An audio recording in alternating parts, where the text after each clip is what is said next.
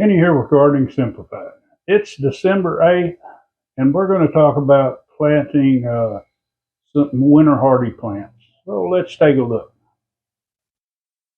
Today, I'm going to plant some more cabbage. Now, this is some older cabbage seed, and I uh, take my time planting this. I use my tweezers. I only put a couple seeds in. Well, that was three. We're going to get one out. Ain't no sense in having too many in there. But winter time, there are a lot of vegetables that'll grow here in the south where we don't get too cold normally, but sometimes we end up with a failure, but we're not going to be too concerned. We're still going to plant our seeds, grow our transplants. Today I'm doing early Jersey cabbage. It's a variety I really like the flavor of. And we're going to do some bok choy. Now, I don't eat a whole lot of bok choy. I eat some. I really like it because the chickens will gobble that stuff up. And so if it get too much or it goes to seed, they really enjoy it. And being my chickens are all organic, just like everything else on the poultry farm. They get greens, grass and weeds and bugs and all that stuff, but it's always good for that treat because when they see us coming, they head over there and get really excited to see what they're going to get.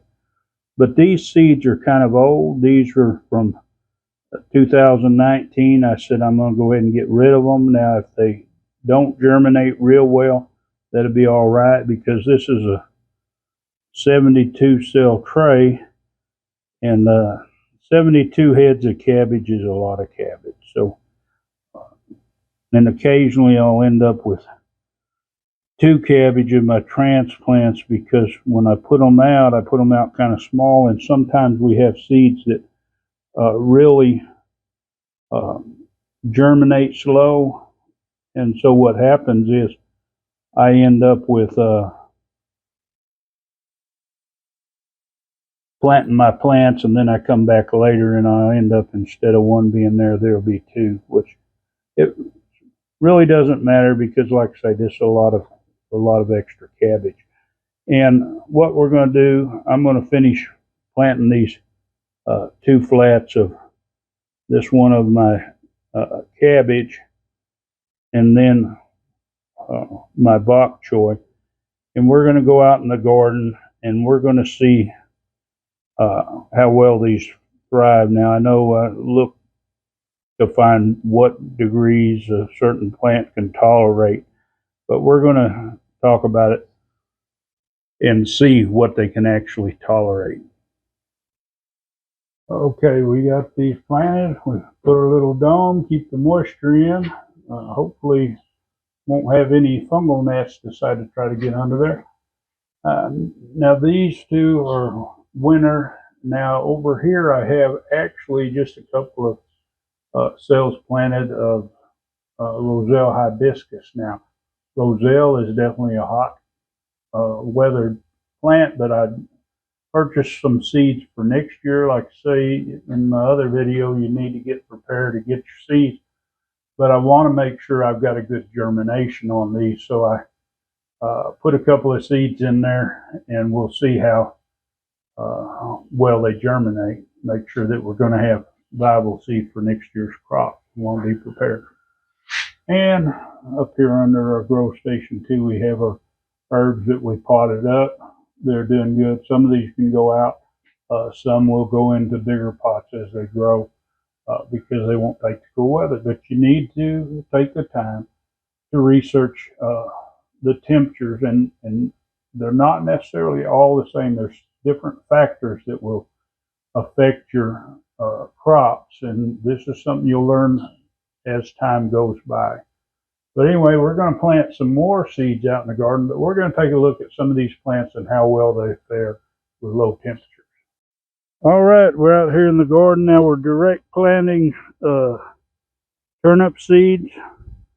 We just make a furrow, and then we'll come back and I'll just cover them lightly and then water them in. But you can see down here in the row, there's a few little seeds in there. She just gradually puts them in. I tend to overseed when I do it. Now we'll take a look at some of our older plants.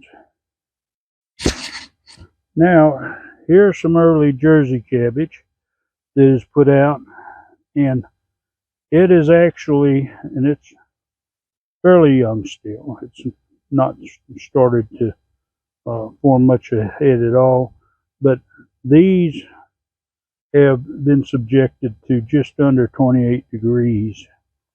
So they say they shouldn't survive that cold, but depending on the age and depends on what happens during that temperature, a lot of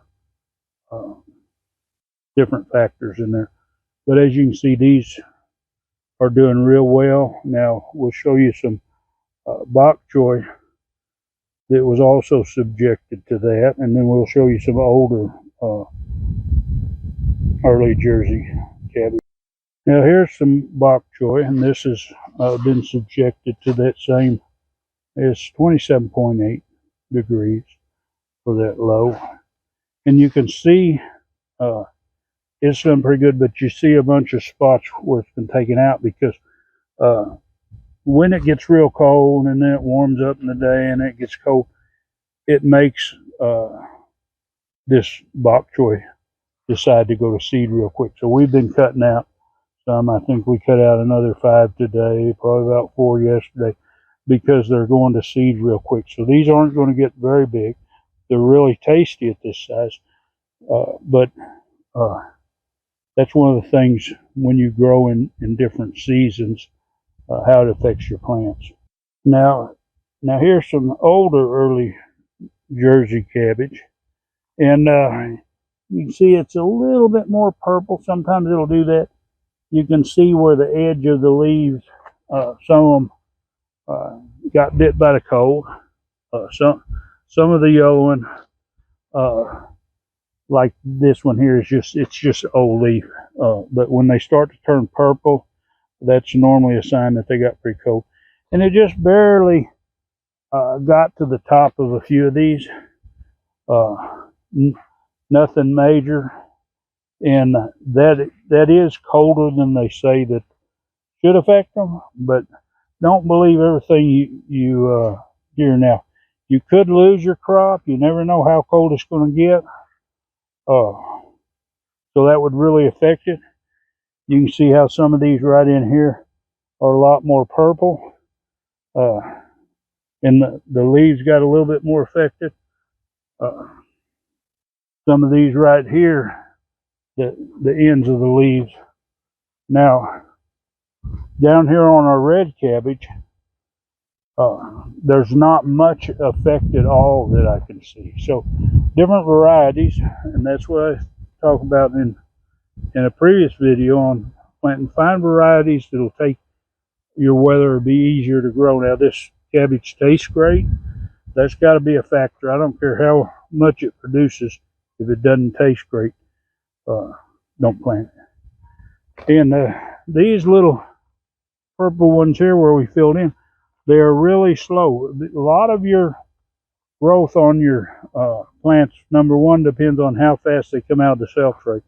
Those set in the cell tray too long, they were extras. In fact, they were the same age as these bigger ones here, but they got root bound. They sit there a long time. It takes them a lot longer to get acclimated. Another thing that you can grow is turnip greens. Now, it's the same thing. They'll tell you what they'll take. Now, a little bit of row cover can make a big difference, but it depends on when when you plant them. You've seen I just planted some. If the cold weather gets them, it gets them.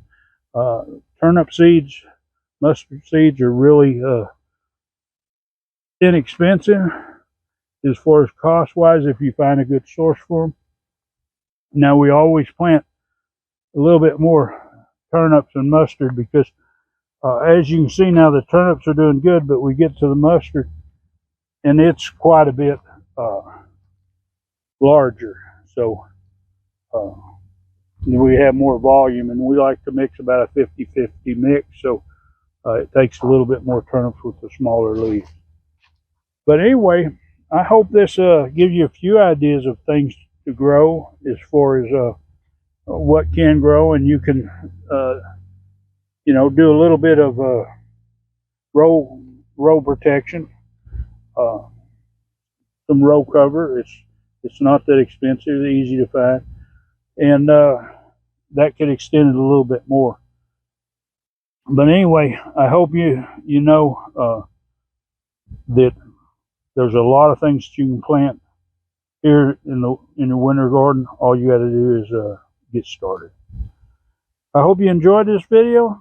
If you want to see more of this kind of content, well, hit subscribe, hit the bell, select all, and of course give it a big thumbs up. Enjoy that gardening experience.